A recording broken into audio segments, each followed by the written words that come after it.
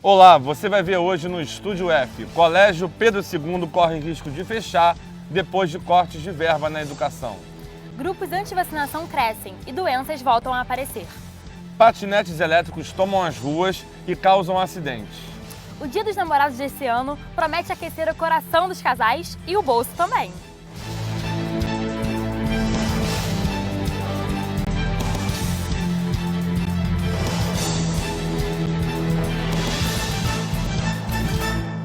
O corte de verbas na educação pelo governo federal pode prejudicar o Colégio Pedro II, uma das referências no ensino básico no Brasil.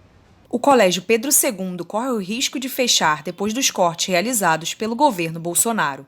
Mesmo já tendo enfrentado períodos políticos como a ditadura militar, a escola nunca passou por uma crise financeira como esta. Escola que não tem a segurança, limpeza, manutenção e alimentação, nem as políticas de permanência, você pode chegar a um caos tamanho que seja necessário parar o funcionamento da escola durante 1, 2, 3 meses, e isso pode inviabilizar o ano letivo.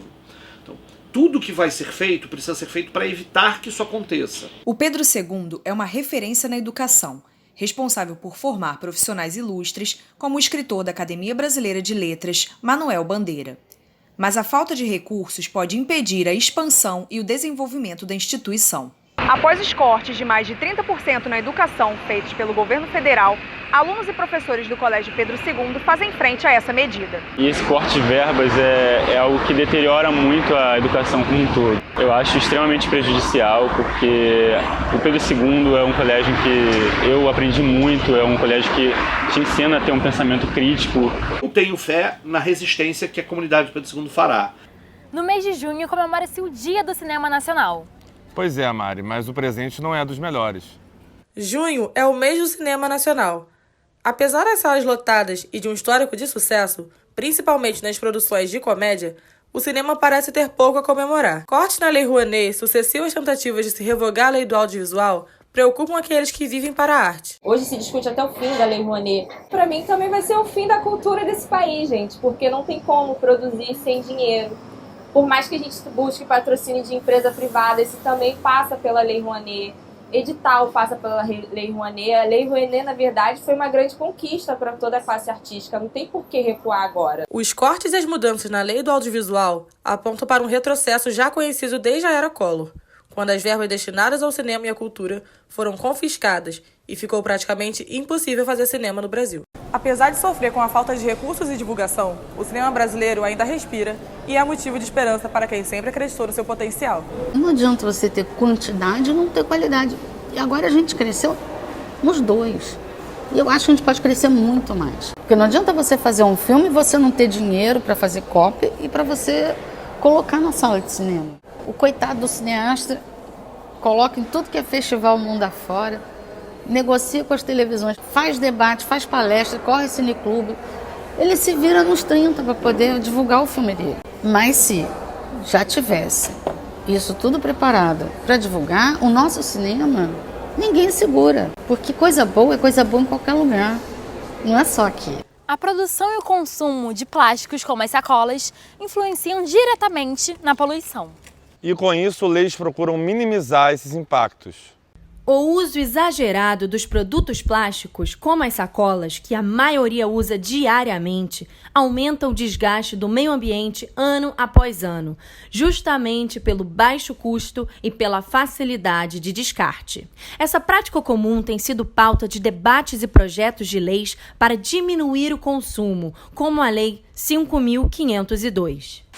A lei propõe a substituição das sacolas plásticas por reutilizáveis nos mercados e está em vigor desde 2010. A 5.502 já é um avanço, né? Já foi um avanço para a época.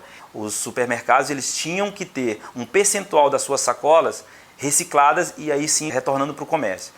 Então você tem as leis, muito bem-vindas, mas vai precisar da fiscalização e mais do que a fiscalização.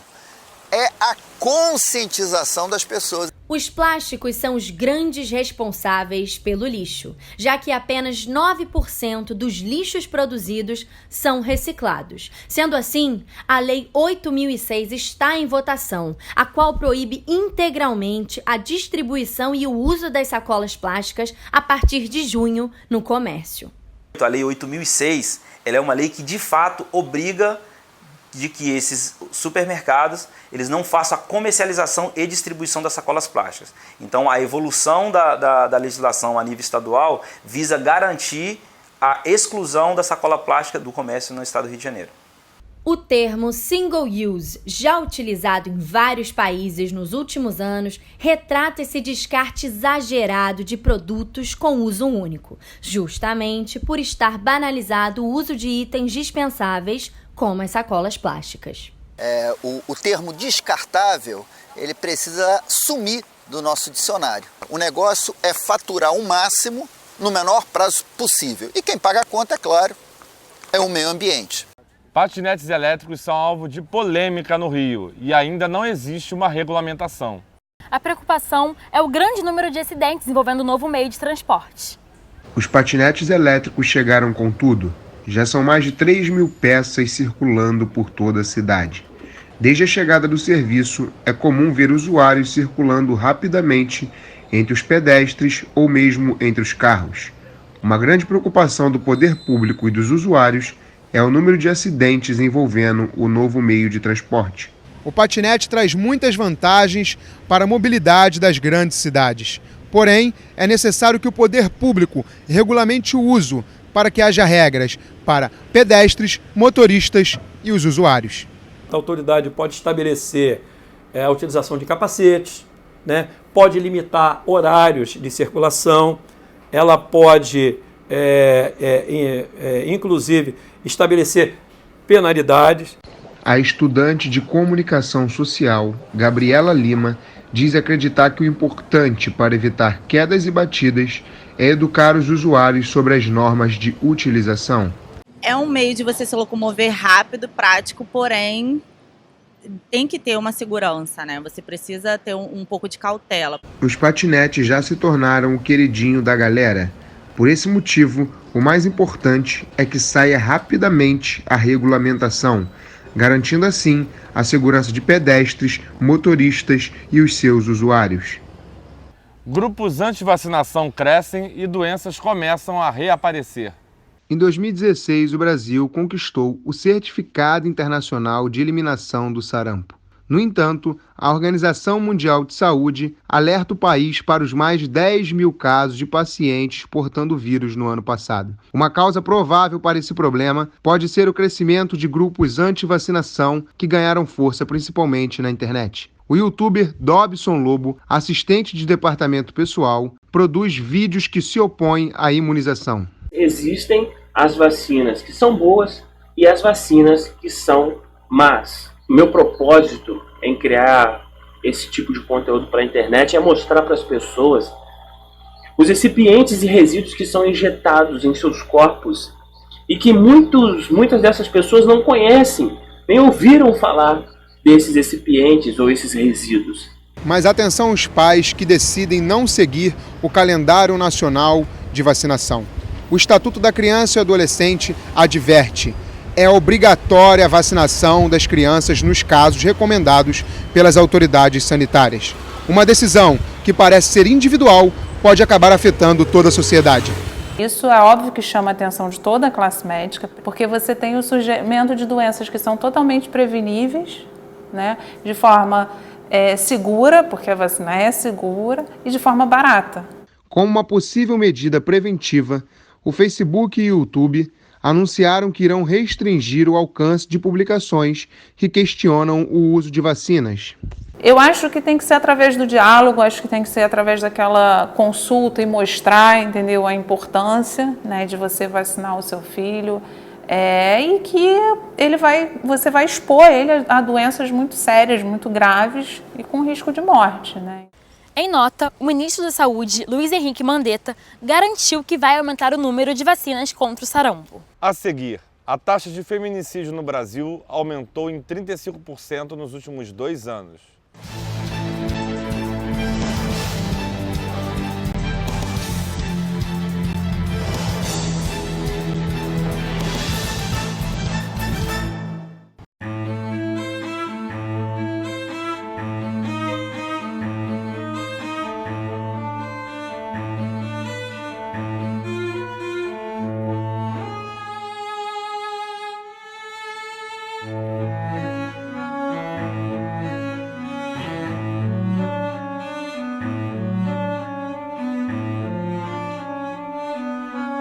Entre no www.vivario.org.br e saiba como ajudar.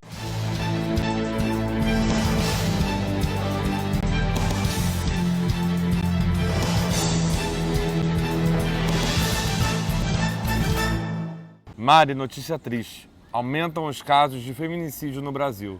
E o nosso país ocupa o 5º lugar no ranking mundial de assassinato de mulheres. O assassinato de mulheres em contextos marcados pela desigualdade de gênero recebeu uma designação própria: feminicídio. A gente acha que o feminicídio, o abuso, quando a gente sofre uma agressão, né, para valer, a gente acha que é o extremo, né? É a pessoa tentar te convencer de que você é culpada por ter sido agredida. A taxa de feminicídio aumentou 35% em 2 anos. Após a aprovação da lei em 2015, o sistema de proteção à mulher foi reforçado e isso encorajou muito as vítimas a denunciarem os abusos. O feminicídio sempre existiu. É que agora a gente tem nome para isso. O que acontece é que, com certeza, as mulheres tendo mais consciência de que elas têm o poder de denunciar, de que elas não são obrigadas ou elas não precisam passar por humilhação, relacionamento abusivo, porque relacionamento abusivo acontece desde que o mundo é mundo. Segundo a OMS, em um ranking de 83 nações, a taxa de feminicídio no Brasil é a 5ª maior do mundo. Desde 2015, a Justiça prevê aumento da pena para quem pratica crimes que se encaixam na definição de feminicídio. O papel da mídia é importantíssimo para a gente evoluir nesse caso. Até pouco tempo atrás a gente não tinha a Lei Maria da Penha, até pouco tempo atrás, muito passado, bem recente, a gente não tinha o termo feminicídio. A qualificação para o homicídio da mulher por ela ser mulher não existia. Eu acho que a mídia cobrir os casos de feminicídio ajuda muito, porque a gente se reconhece, a gente se vê. Então, quando a gente vê vários casos, a repetição das mesmas situações, pequenas ou grandes, a gente vê que a gente está passando pela mesma situação. O empreendedorismo cresce no Brasil diante da crise financeira. E justamente por isso, os pequenos negócios são responsáveis por grande parte da geração de renda dos brasileiros. Com a dificuldade da economia se restabelecer, os empreendedores encontraram uma forma de solucionar os problemas do desemprego e se manter ativo, principalmente na área gastronômica. Mas ainda assim, o cenário é de grandes incertezas. A quantidade do trabalho formal vem diminuindo, o que impulsiona o trabalho informal. O empreendedorismo abre espaço para novos projetos e a área de food truck cresce a cada dia mais no Rio. Eu sempre trabalhei como professora e essa aqui era uma van escolar. E eu resolvi trocar de van escolar para a gastronomia, para tentar, uma coisa nova. Quando tem um número muito grande de desempregados, essa necessidade de se buscar por emprego, você acaba indo para a formalidade. E, consequentemente, você ajuda a melhorar esse mercado de trabalho ainda pelo lado informal. O Botecando surgiu com o foco de autonomia e realização profissional. E hoje, o empreendimento familiar se transformou em um projeto amplo que enfrenta uma série de exigências burocráticas, o que muitos desconhecem quando idealizam o empreendedorismo. O trailer é a coisa mais burocrática que existe, é muito complicado, é vigilância sanitária, a gente tem que ir no Cefaz, que é a parte de documentação, de pagamento de taxas para o governo. O conjunto de empreendedores locais faz com que ajude a desenvolver uma região e, com certeza, desenvolver a economia nacional. E isso como? Gerando emprego, se ele for um empreendedor formal, ele ajuda também na contribuição com o imposto, então tudo isso ajuda a movimentar a economia. Com isso, após a recessão entre 2014 e 2016, o índice de desemprego ainda reage devagar. Contudo, já houve uma queda em relação a 2017, que foi impulsionada por vagas informais. Apesar da crise, as vendas online aumentam significativamente. Comprar online está cada vez mais comum na rotina do brasileiro. A estimativa é de que as vendas e-commerce tenham um crescimento de 19% esse ano, mais que o dobro do ano passado. Se por um lado a venda online prejudica o comerciante tradicional que não se adapta, por outro, representa uma oportunidade para quem quer movimentar o seu negócio.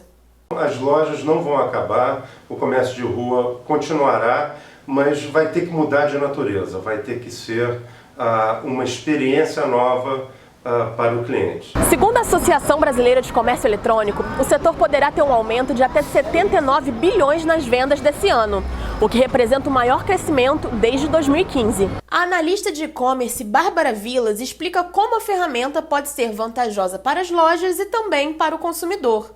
Na ferramenta a gente consegue entender vários pontos do consumidor, quando que ele compra, qual é o público que mais compra, como é que ele faz. Então é uma fonte de informação que a empresa não tinha para ela. Terceira data mais importante do varejo, o Dia dos Namorados promete movimentar a economia. E os comerciantes estão apostando em muitas promoções para tentar reaquecer o mercado. Flores, chocolates, roupas, eletrônicos.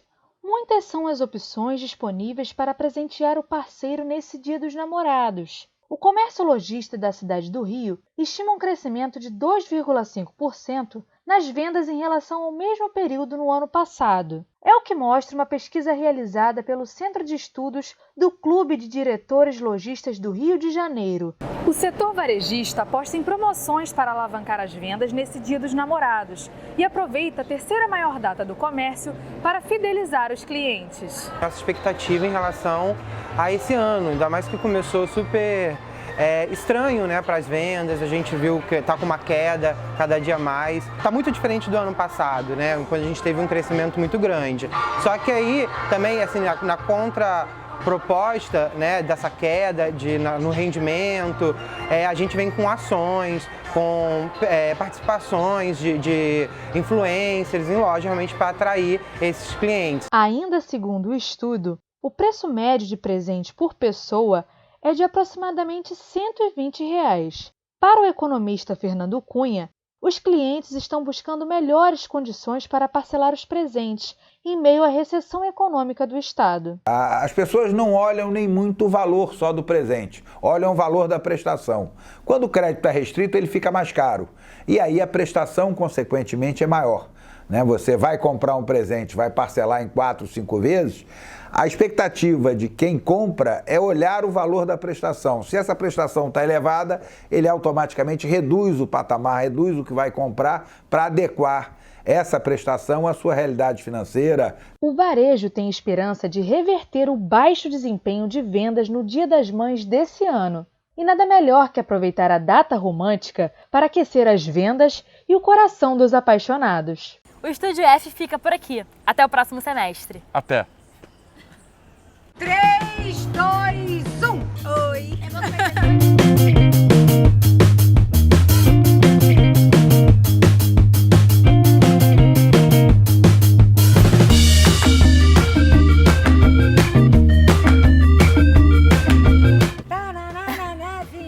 Colégio Pedro II... Peraí, rapidinho. Vambora. Os negócios são... Eita, errei. Corta, tira. Mas pode ficar melhor. No século XXI, grande parte... Desculpa, errei. As vendas online aumentam... Peraí, calma. Economia...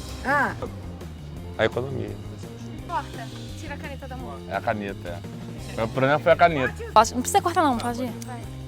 Ah, tá bom. Tá, ok.